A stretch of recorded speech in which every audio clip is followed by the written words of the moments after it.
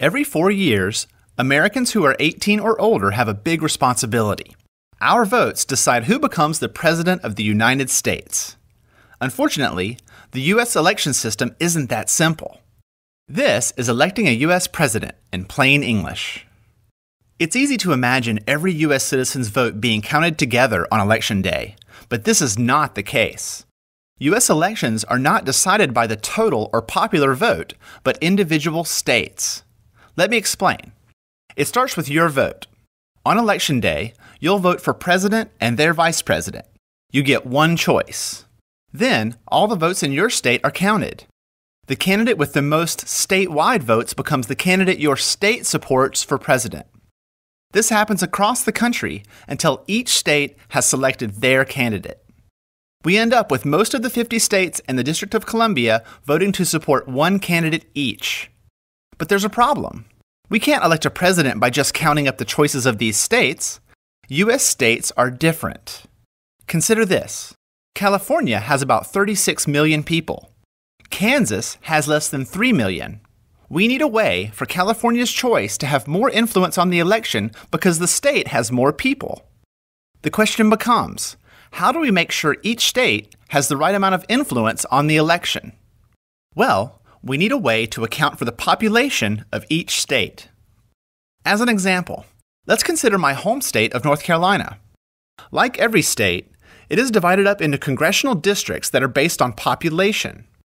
North Carolina has 13 districts, California has 53, and Kansas has 4. When it comes to a state's influence on the election, the number of districts matters most.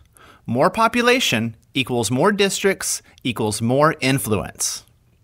The influence a state has in the election is measured by the number of electors. This number comes from the number of districts in a state plus the number of U.S. senators, which is always 2. North Carolina has 15 electors, while California has 55.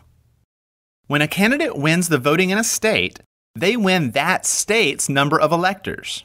That's why big, populous states can be so important to candidates. Their electors add up quickly. And the number of electors is what really matters. Here's why. If you add up the electors of all 50 states in the District of Columbia, there are 538 in total. The candidate's goal on Election Day is to win the majority of 538, or 270 electors.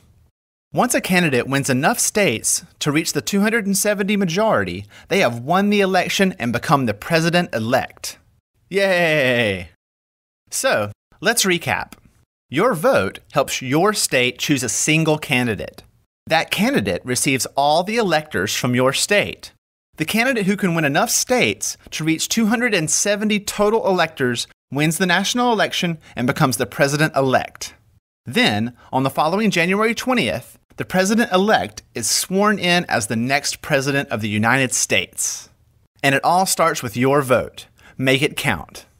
I'm Lee Lefevre, and this has been Electing a U.S. President in Plain English on the Common Craft Show. One more thing. The Common Craft store now offers downloadable versions of our videos for use in the workplace.